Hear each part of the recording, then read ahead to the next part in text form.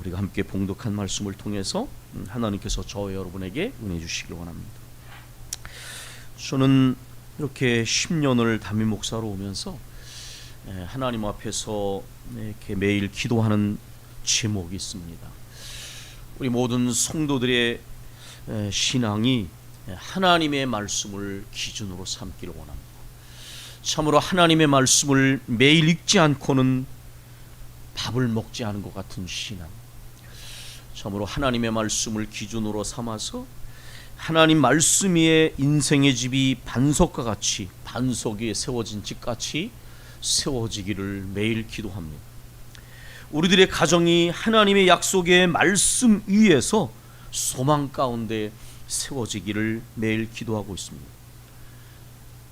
참으로 순종하는 자들에게 주시는 약속이 있기에 눈앞에 보여주는 것이 아니라 길게 보았을 때 잘 되어지는 가정은 하나님의 말씀에 순종하는 가정이라는 것을 저는 믿기에 매일같이 그렇게 기도해 왔습니다.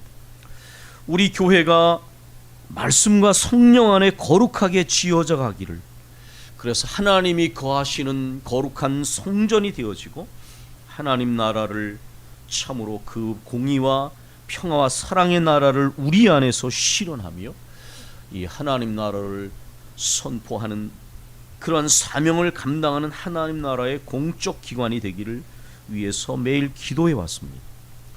교회라는 제국을 세우는 것이 아니라 하나님 나라를 세우기 위하여 나아가는 교회가 되기를 소망합니다. 이 모든 일들은 항상 하나님의 말씀과 관련이 있습니다. 그러기에 우리가 이러한 일에 있어서 가장 방해가 되는 것은 하나님의 말씀을 그릇되게 선포하고 가르치는 것입니다. 얼마 전 이단 경계주의일 때에 이러한 위험성에 대해서 말씀을 전했습니다. 그러나 교회 바깥에 있는 이단 못지않게 저는 교회 안에 하나님의 말씀이 제대로 선포되지 않는 것은 더 심각한 문제라고 봅니다. 과연 교회 안에서도 이런 일들이 일어나고 있습니까?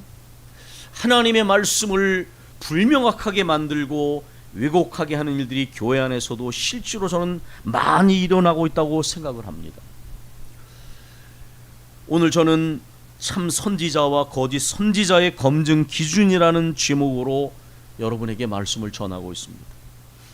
선지자는 온몸으로 하나님의 말씀을 전하는 사람들입니다.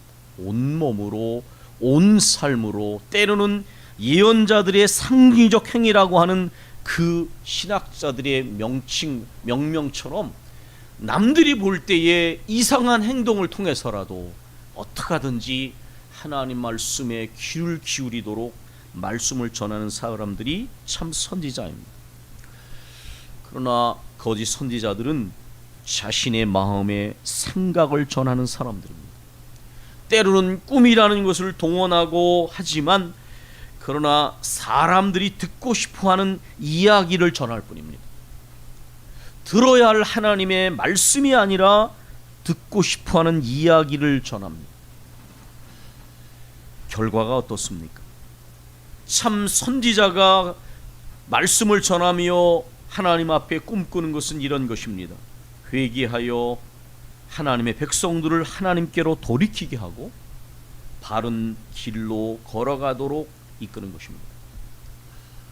그러나 거짓 선지자는 듣고 싶은 이야기, 듣기 좋은 이야기를 전해서 거짓된 소망을 주고 마침내는 망한 길로 가게 합니다. 자신의 영혼도, 말씀을 듣는 사람도 망하는 길로 갑니다. 참 선지자와 거짓 선지의 분명한 기준은 하나님과의 관계에서입니다.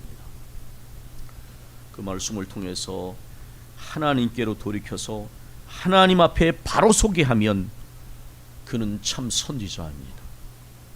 그러나 하나님과의 관계를 제쳐놓고 평안을 선포하고 복을 선포하는 것은 성경의 기준 따르면 분명히 거짓 선지자입니다. 예언서를 비롯한 신구약 성경이 그러기에 이 거짓 선지자들의 해악에 대해서 끊임없이 경고하고 있습니다. 오늘 우리가 읽은 예레미야 23장 9절부터 40절 전체도 거짓 선지자들에 대한 경고입니다. 예레미야가 예언을 선포할 때는 이미 북왕국 이스라엘은 멸망을 했습니다. 그리고 남왕국도 마침내 멸망에 가는 때에 예레미야는 말씀을 전했습니다. 근데 예레미야가 말씀을 전할 때에 범죄한 유다를 향해서 하나님이 반드시 심판할 것이다 이렇게 말씀을 선포하는데, 그러한 경고와 함께 반드시 들어가 있는 것이 뭐냐 하면 유다의 거짓 선지자들에 대한 하나님의 심판을 경고하고 있다는 것입니다. 이것은 의미가 있는 것입니다. 하나님의 백성들이 멸망의 길로 가는 데에는 반드시 말씀을 바로 선포해야 할 선지자들의 이러한 그릇됨이 함께 동반되어진다는 것이고, 아니 그 전에 이미 이러한 거짓된 가르침이 백성들을 잘못된 길로 오도한다라는 것입니다. 하나님의 말씀 앞에 바로 섬이 없이, 하나님의 말씀이 바로 선포됨이 없이 하나님과의 바른 관계는 불가능합니다. 여러분 아셔야 될 게 있는데, 자신을 너무 영적으로 대단한 존재처럼 생각하지 마세요. 나이가 들면 밥심으로 산다는 이야기를 하는데, 하나님의 말씀 읽지 않고 바른 신앙생활은 불가능합니다. 만약에 여기 앉아있고 말씀을 듣는 여러분 중에 매일 하루를 살아가면서 밥을 먹으면서도 말씀 읽지 않으면 빨리 회개하셔야 됩니다. 직분은 중요하지 않습니다. 내가 마치 말씀을 읽지 않고 기도하지 않고 하나님 앞에 바로 설 수 있다, 그건 착각이에요. 저는 우리 교우들이 매일같이 하나님 말씀을 일용할 양식을 먹듯이 펴서 읽기를 원합니다. 말씀을 읽지 않으면 영적인 자만심과 교만함과 영적인 무감각 속에 들어갈 수밖에 없어요. 저는 우리 모든 교우들이 매일같이 말씀의 거울 앞에 자신을 비춰보기를 원합니다. 말씀을 손에서 놓지 않기를 바랍니다. 말씀을 손에 놓고 목사도 절대로 영적으로 바로 설 수 없습니다. 신앙생활을 아무리 오래 했어도 하나님 말씀을 멀리하는 사람은 지금 심각한 영적인 문제 속에 들어가 있다는 걸 아셔야 됩니다.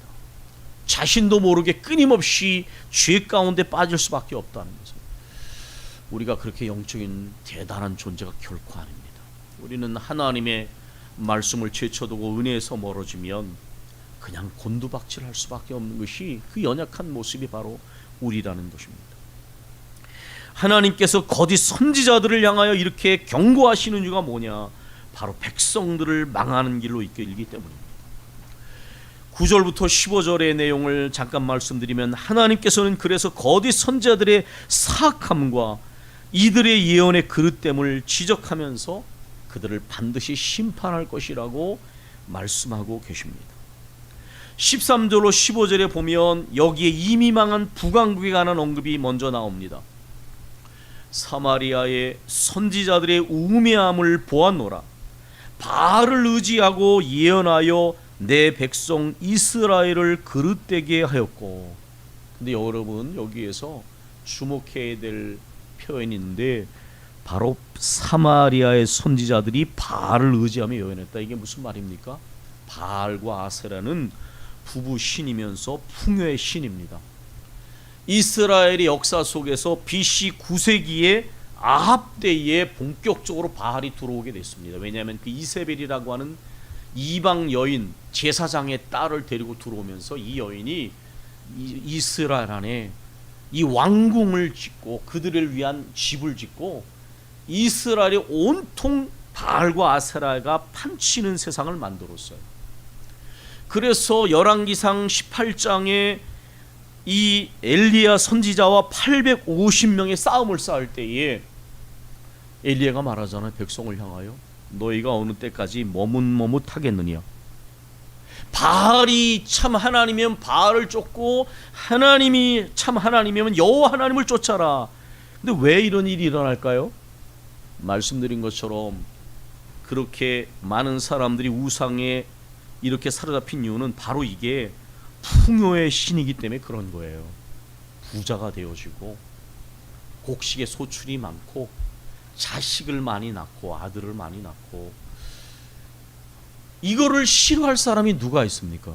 사람들이 보편적으로 원하는 복 아닙니까? 그러니까 사단은 교묘한 거예요. 이 풍요의 시내는 사람들이 쉽게 넘어갑니다. 그러니까 이 아합 시대에 말하자면은 혼합 종교가 판을 쳤던 거예요. 엘리야의 지적이 바로 그 혼합 상태를 지적하는 겁니다. 언제까지 풍요의 신 아합, 바알과 아세라와 여호와 하나님 사이에서 왔다 갔다 하겠는가? 이건 바로 우리 얘기라는 걸 아셔야 돼요. 제가 봤을 때 한국 교회는 상당 부분 혼합주의적인 기독교를 선포하고 있습니다. 하나님께 바로 서라 이 얘기를 하면 싫어하거든요. 예배 바로 드리십시오. 하나님 앞에 숨은 죄를 회개하십시오. 이렇게 선포하면 싫어해요. 그럼 회개하시는 게 맞는 거예요. 예배 바로 드리세요. 예배 바로 드리세요. 예배 하나도 바로 못 드리면서 어떻게 신앙생활을 바로 하겠어요? 하나님 앞에 눈가림 하려고 하는 신앙생활을 벗어버려야 돼요. 왜 눈에 보이는 것만 무서워하고 하나님이 다 보고 계시는데 왜 두려워하지 않으세요? 회개해야 되는 게 맞는 거예요. 하나님이 기회를 주시는데 언제까지 순종함을 유보하겠어요? 이거는 굉장히 위험한 거예요. 그런데 그렇게 설교하면 싫어하거든요. 그러니까 무슨 짓을 해도 사랑의 하나님을 용서한다고 선포해야 되고, 잘 될 겁니다, 평안할 겁니다, 복을 받을 겁니다, 이런 혼합주의적인 설교가 한국교회를 지배하고 있습니다. 실제로 옛날에는요, 예배를 제대로 못 드리면 장로님한테도 책망을 했습니다. 예배는 그렇게 내 마음대로 할 수 있는 게 아닙니다. 예배 하나도 제대로 못 드리면서 어떻게 신앙생활을 하겠습니까? 그러니까 이게 혼합주의가 지배했던 거예요. 이미 이스라엘에도 이 혼합주의가 지배를 했어요.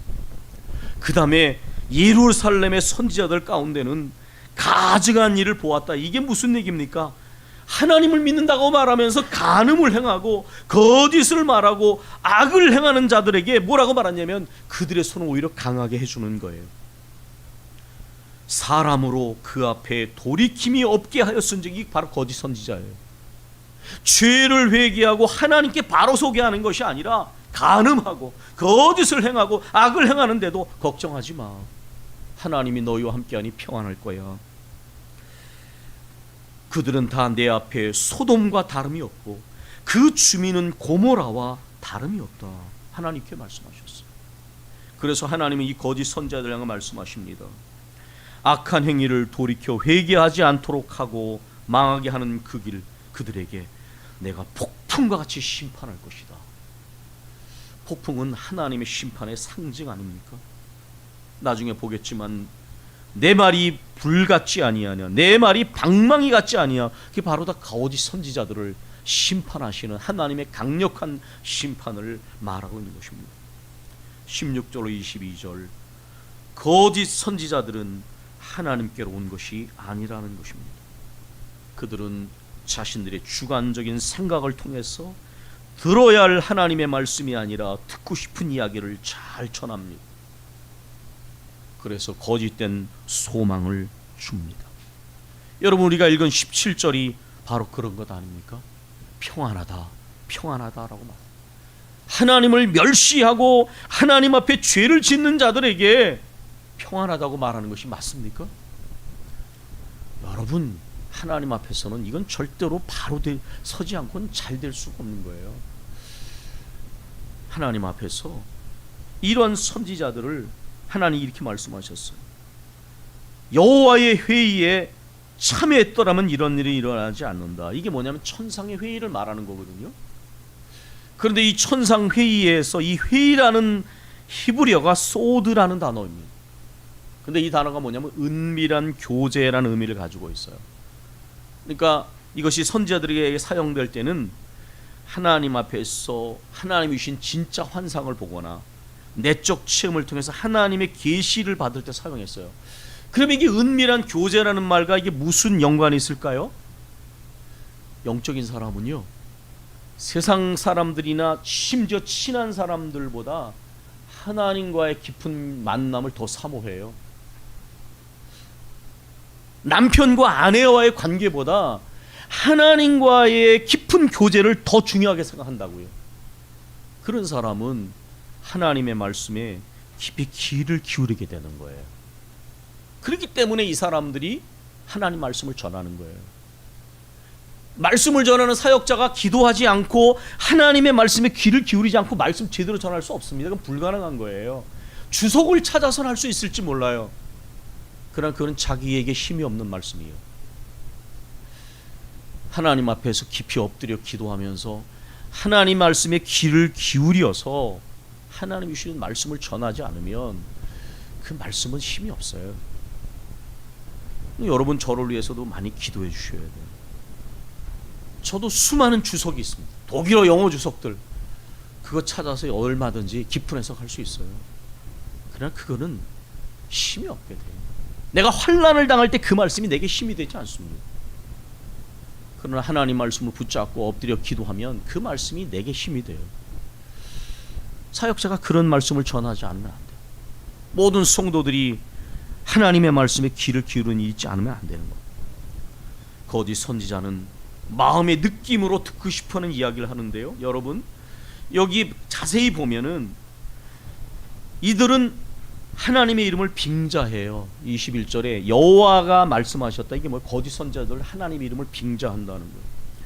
그 다음에 23절에 나온 내용, 하나님은 가까이 계신 하나님, 멀리 있는 하나님이 아니냐. 이게 뭐냐면 거짓 선지자 이렇게 말하거든요.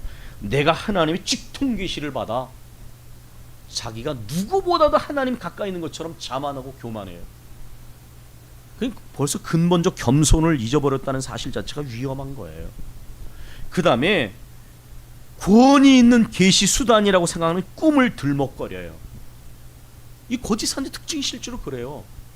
내가 직통 계시를 받아, 내가 꿈을 꿨어. 전 실제로 일정 부분 맞히는 선지자를 봤습니다. 거짓 선지자들을. 흔히 말하는 직통 계시하는 사람들 저 많이 만났거든요. 어렸을 때부터 맞추더라고요. 나중에 보면 성폭행을 하질 않나. 온갖 못된 짓은 다 저지르고 가정예배 싸움에서 헌금 걷어가지고 제멋대로 쓰고. 제가 어렸을 때부터 아주 이런 사람들 많이 만난 사람이에요. 방언, 방석, 직통계시 꿈꾸고 어쩌고 떠드는 사람들. 나중에 헌금 걷어들여가지고 자기는 비싼 옷 입고 그런 목사도 있었고요. 저와 미리 같겠느냐. 쭉정이와 알곡은 다른 겁니다. 그러면 어떻게 구분할까요? 말씀드렸죠.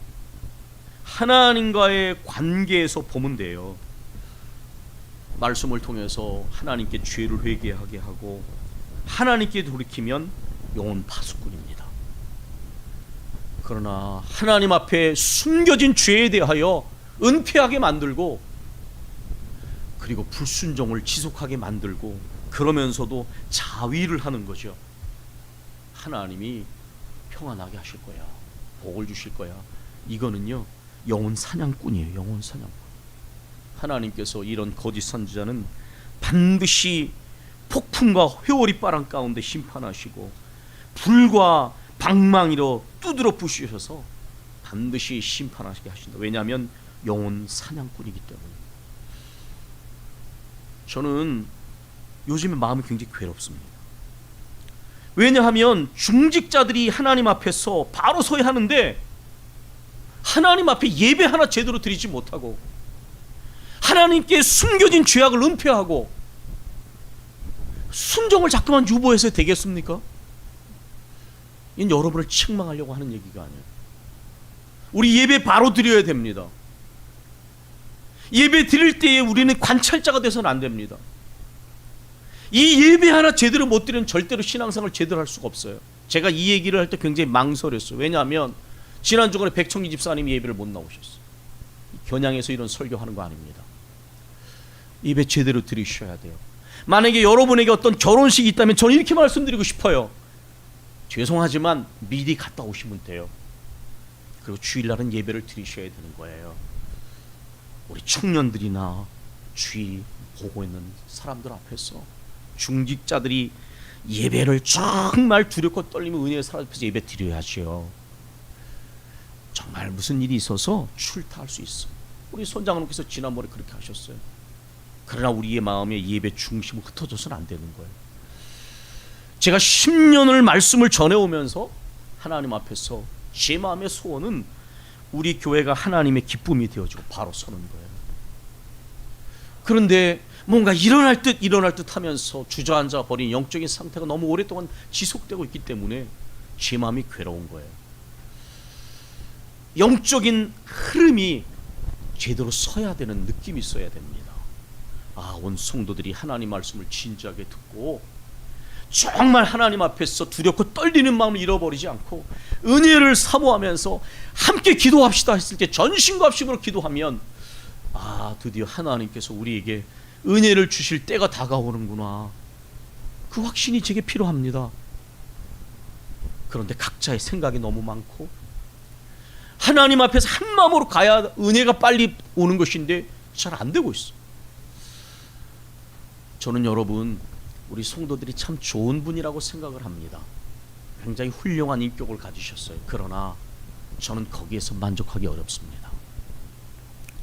하나님께 예배 바로 드리고 하나님을 향한 두렵고 떨림으로 죄와 상관없이 항상 영적 긴장감을 가지고 깨어있고 하나님 주시는 말씀의 약속을 소망으로 삼고 그저 상황이 되는 열심히 함께 기도하고 그런 흐름이 우리 교회에 이렇게 세워져야 되는데 이 10년을 왔는데 아직도 너무 더디고 영적인 잠을 자고 제가 집사람한테 이런 얘기를 하면 집사람이 절 보고 목사와 사모인 우리가 더 기도해야 된다. 사실 맞는 것 같아요. 하나님 앞에 제가 부족하니까 그렇겠죠. 그러나 여러분 마음을 하셔야 됩니다.